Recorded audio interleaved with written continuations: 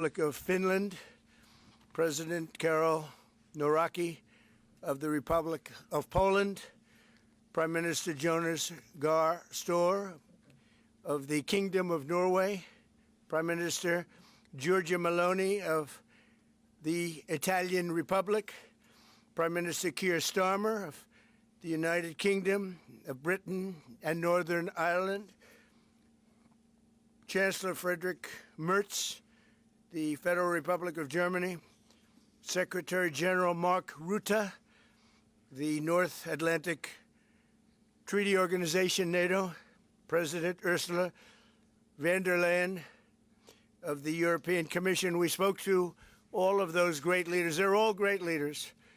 And we had a great talk with them after we were completed.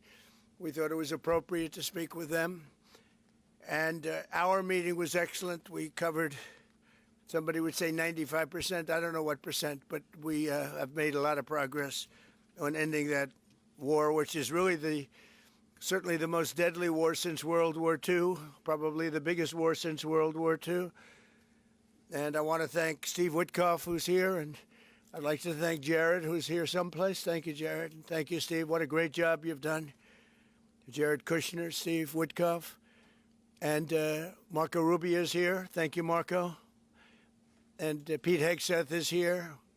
Those two people are doing an unbelievable job. And the four people on this one are doing, I don't think anybody could do it. And we'll see if it gets done, but it's very close, certainly. Nobody would even have a chance of getting it to where it is right now. Nobody would have thought that was possible.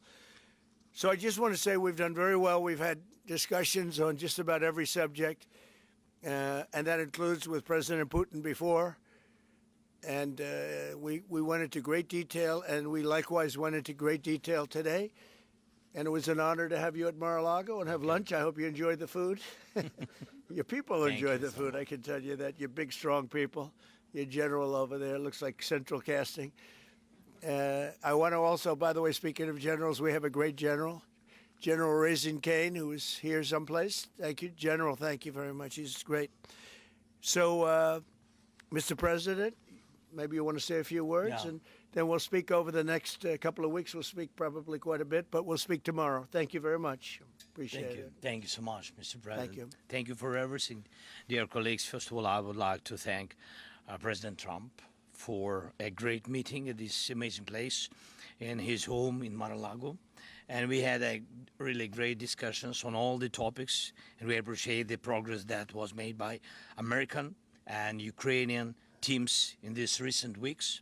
Special thanks to Steve Witkoff and Jared Kushner, and thank you for their engagement and full commitment, and also to our team, and first of all to Rustem Umerov and General Gnatov, and to all our teams.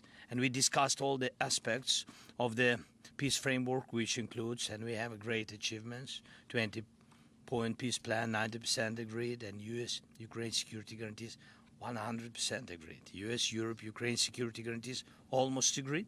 Military dimension, 100% agreed.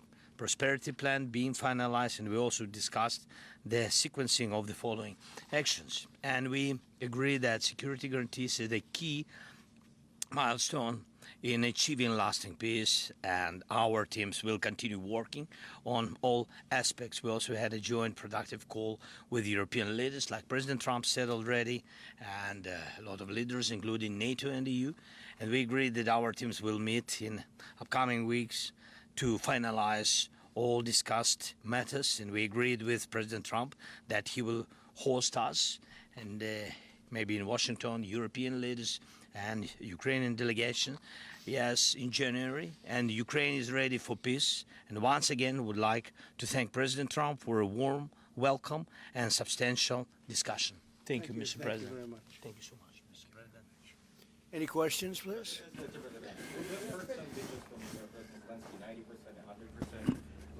The U.S.-Ukraine security guarantees, what number are we at right now?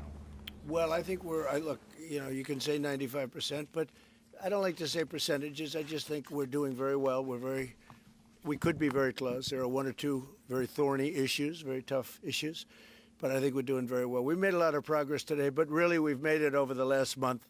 This is not a one-day process deal. This is very complicated stuff. But I think when the president says 95, I think, could be close to 95%. Yeah, please, behind you.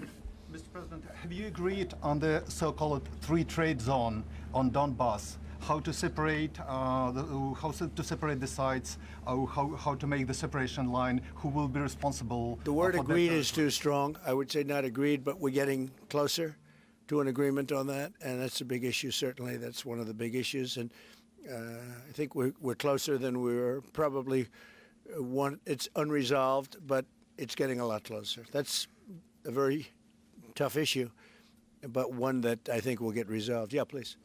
We are receiving some mixed signals coming from Moscow, even after you spoke with President Putin.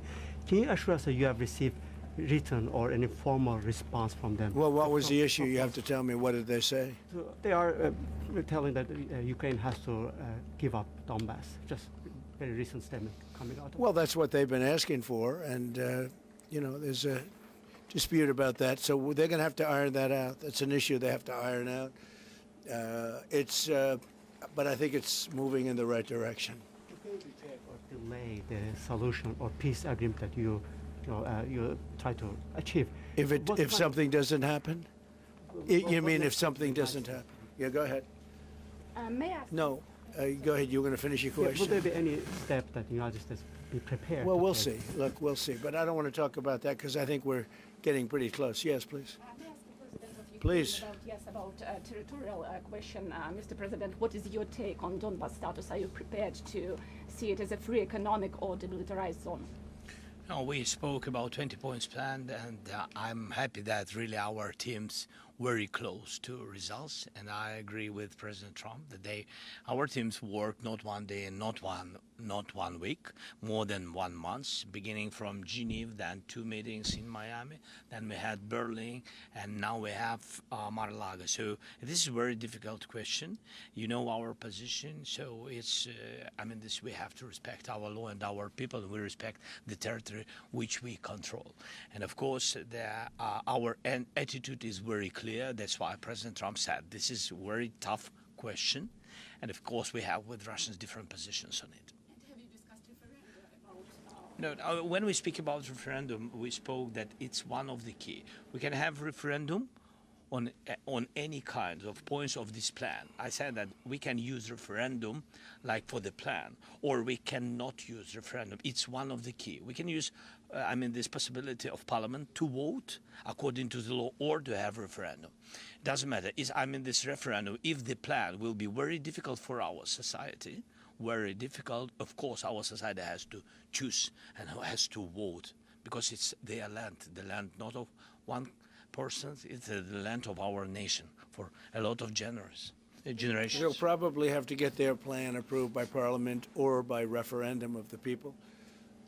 You would think that they want, I know they had a poll that it's 91% in favor of ending this war, so they want to end it like everybody wants. Russia wants it ended, everybody wants it ended, and we want it ended. I want it ended because I don't want to see so many people dying. We're losing massive numbers of people, the biggest by far since World War II.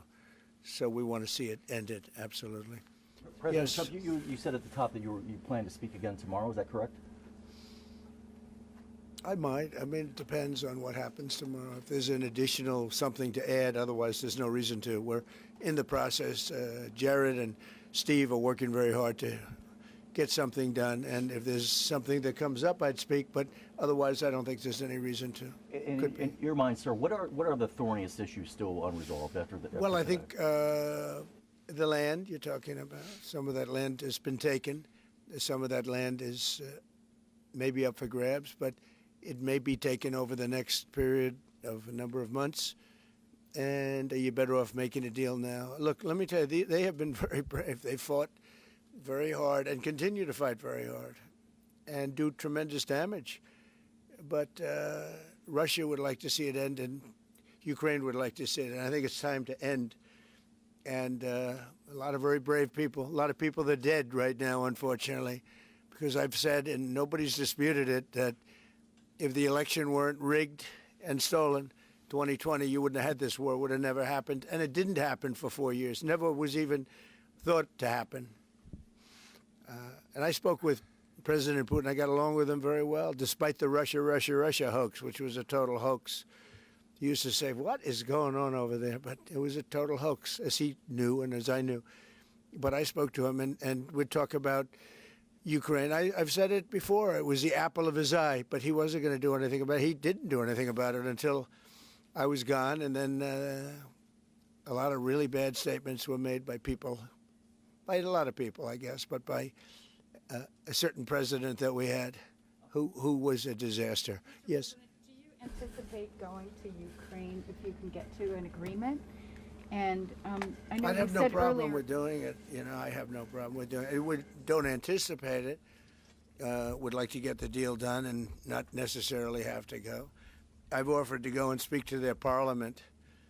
And, you know, if that would help, I don't know if that would help. I think it would probably help, but I don't even know if that's... You're welcome. Yeah, no, I know. Always. So I'm not sure that it would be really necessary, but if it would help save 25,000 lives a month or whatever it may be, I would certainly be willing to do that.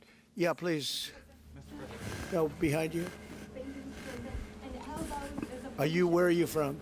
from Ukraine? Good, I had a feeling. Public broadcaster. Good. And how about Zaporizhzhia nuclear plant? Have you discussed this question? On what? Zaporizhzhia nuclear plant. Yeah, we discussed that at length today. As you know, it's in pretty good shape. It can start up immediately, almost immediately. And it's one of the things I discussed with President Putin. And they were talking about the nuclear plant. That's probably the biggest in the world, just about the biggest anywhere in the world. Can you believe that? And President Putin's actually working with Ukraine on getting it open. He's been very good in that sense. He wants to see that open. And he hasn't hit it with missiles, hasn't hit it with anything. It's a big danger to do that for everybody. But they're working together to try and get it. It can open very quickly. It's in pretty good shape. And the people there have been there for years. The people there running it. You know, they have 5,000 people in that plant. Can you believe it? I learned that today. 5,000 people. It's the biggest plant of its kind in the world. And they're working together to get it open. They could maybe get it open quickly. That's a big step when he's not bombing that plant. It's a big step. you in the readout from Moscow, they talked about the creation of some working groups that Yes. would be set. Can you tell us about what those working groups Sure. would entail? And also, if you wouldn't mind, what is the message that you will give to Putin when you speak to him after your meeting? So here? the working group is going to be composed of Steve Witkoff, Jared Kushner, General Raisin Kane, Marco Rubio, and a few other people that we're going to be putting onto it. I think Pete Hegseth should be in that working group. He knows the territory very well. He's been fantastic at what he's doing. And they may add one or two people. And likewise, Ukraine's going to have some very good people that were at lunch today that enjoyed the lunch today a lot, more than they thought, right? But do you want to say who may be on your working group? Yeah, we now, as I said, that we work with Steve and Jared. We worked our Rustem Umerov and also Deputy Minister Kislitsa and also General Ignatov, and they will continue work in this group. And of course, if we will go further, and I hope that really we will have decisions in January, as I said, about all these documents, 6 documents, and of course, we will continue work on this, so they know what to do. Yes. And that working group, by the way, importantly, will also then be working with Russia, okay? Because to work with ourselves doesn't really solve much of a problem. So they'll be working with Russia. Yeah, please. Mr. President, you said this morning you weren't a deadline guy. How long do you think it'll take to get this last little bit, as you say, finished? What are we talking So about? if it days, went weeks? really well, you know, maybe a few weeks. And if it went poorly, longer. And if it went really poorly, it's not going to happen. That would be a shame. There's that chance also. You know, it's possible it doesn't happen. But, you know, in a few weeks we will know one way or the other, I think. But if it went really well, but it could also go poorly. I mean, you know, we could have something where one item that you're not thinking about is a big item breaks it up. Look, it's been a very difficult negotiation, very detailed. It's funny, I settled 8 wars. Some were going on for 35 years. And we got them settled in a couple of days. Some of them One was going on for 37 years. I settled it in one day. But this is a very complex one. What the bad? No, I think we'll get it done. I don't want to say when, but I think we're going to get it done. Yes, ma'am. Mr. President, you in the past have suggested a trilateral meeting between both Presidents Putin and Zelenskyy. Is Right. that something that is also on the docket? I see that happening, sure, at the right time. I saw a very interesting President Putin today. I mean, he wants to see it happen. He wants to see it. He told me very strongly. I believe him. Don't forget, we went through the Russia hoax together. And he'd call me, I'd call him, I'd say, can you believe the stuff that they're making up? And it turned out we were right. They made it all up. And despite that, we didn't get into wars and we didn't get into problems, but we weren't able to trade very much or any of that, which was a shame because, a lot of success could have been had by trading with Russia. They have great land, great minerals and other things, and we have things that they want very badly. But the Russia hoax, which was a terrible, made-up, fictional thing by Crooked Hillary and by Adam Shifty Schiff and bad people, sick people. They made it up. It was all a made-up hoax. But it kept us really from dealing with Russia, kept Russia from dealing with us. So, but despite that, we got along. And I don't know, I think we're going to get there. I know him very well. I think we're going to get there. Discuss any time, location, meeting place? Yeah, we're discussing a lot of things. No, look, I was on the phone with him for almost, I guess, 2.5 hours. They're just telling me now. It's a long time. We discussed a lot of things. We didn't talk about the weather. We weren't talking about what a beautiful day it is in Palm Beach, Florida. Yes. Trump, President Zelenskyy mentioned maybe a meeting with European leaders back in Washington. Would that be in the next few weeks? Well, in Washington or someplace, yeah. These leaders that I just read, these are great people. They've spent a lot of money on helping Ukraine. And look, they're doing it for themselves also, meaning their country, because Ukraine's a very important country for them in particular. For us, it's very important. To me, it's the lives. We're thousands and thousands of miles. We're protected by a thing called the Atlantic Ocean and lots of other places, to be honest. And they're not, they're right there. But we're working together with them as we should be. But I'm doing it to save lives. We're not spending any money. Biden gave $350 billion away. And the president was nice enough to give us a contract to take out rare earth and things. So we'll see how that all works out. We have a contract, but we appreciated that. He was very good. But we'll see how that works out. But if you think about it, we're going to have. I really believe we're probably, Mr. President, by far closer than ever before with both parties. We had some times when he was close and President Putin wasn't. Then when President Putin was close and he wasn't. You saw that in the White House. But I think they both want to see it happen. In your conversation with... You're saying that you've said multiple times that you want to stop the killing. And nearly 100 American citizens died in Ukraine on the battlefield. Yeah. What's your message to their families whose loved ones died fighting for you? Well, look, the message is so obvious. It's what a shame. They died in a foreign country. And some are celebrated people. They're very celebrated. But so sad that a thing like that would happen. Yes, ma'am. Obviously, security is a major issue for the Ukrainians. Right. Did you offer any promises, any assurances today? Well, I did. We want to work with Europe, and Europe is going to take over a big part of it, as you can imagine. They're right there. But we're going to help Europe 100%, like they'd help us. Yes, ma'am, you were going to say something? Yeah, I was just going to ask, when your conversation... Who are you with? Andrea Shalal with Reuters. That's what I thought. Yeah. So in your conversation with President Putin, did you discuss what responsibility Russia will have for any kind of reconstruction of Ukraine post an agreement? I did. They're going to be helping. Russia's going to be helping.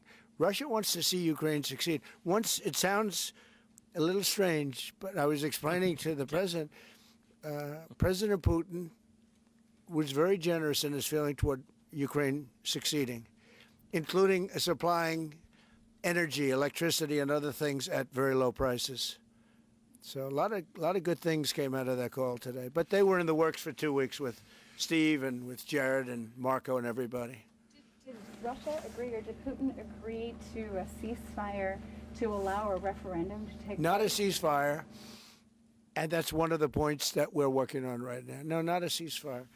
He feels that, look, you know, they're fighting and to stop, and then if they have to start again, which is a possibility, he doesn't want to be in that position. I understand that position. The president feels strongly about that or something, but I think we're finding ways that we can get around that. But I understand President Putin from that standpoint. You know, you have to understand the other side. And, you know, I'm on the side of peace. I'm on the side of stopping the war. So, but I think that's a problem that's going to get solved, yeah. Would people who live outside of Ukrainians who fled during the war be allowed to participate in the referendum? What do you mean, people where live? The people that left. refugees So who the fled people to we have, Poland and Germany. if we speak about the people who are abroad, who are not on the territory of Ukraine, I mean, as in Poland, in Germany, we have millions of people. Yeah, they have a referendum in the same of elections, in the same way how people come and vote. They have rights for this, and of course they have to come. That's why if we will come to referendum, yes, if we will come to such decision, people need infrastructure for this, and it's not simple. And that's why we spoke about it. It can't be in one day, very quickly. It's difficult because we need infrastructure. When you have millions of people, you have to build it in Europe, mostly in Europe for today. President Trump, I know you sound an optimistic note here, but what happens in a few weeks if things sputter? What are you prepared to do? They keep fighting, and they keep dying. No good. But if things don't happen, they keep fighting, and they keep dying. And we don't want that to happen. He doesn't want it to happen. President Putin doesn't want it to happen either. Okay? Thank you very much, everybody. Thank you. Appreciate it. Great. Thank you. Thank you, sir. And thanks for lunch. I don't know. Was it a good lunch? Yes, sir. There's no lunch. He walked in. He said, "This place is gorgeous." I don't think he wants to go to the White House anymore. That's the problem. I'm ready to go to the White House. I know. It is. It is. The White House is a very special place, and so is this. I hope you enjoyed it. Thank you very much. So much. Thank you, sir. Thank you, sir. Thank you. Thank you, everybody. Good question you asked. Thank you. Thank you very much. Thank you very much. Thank you.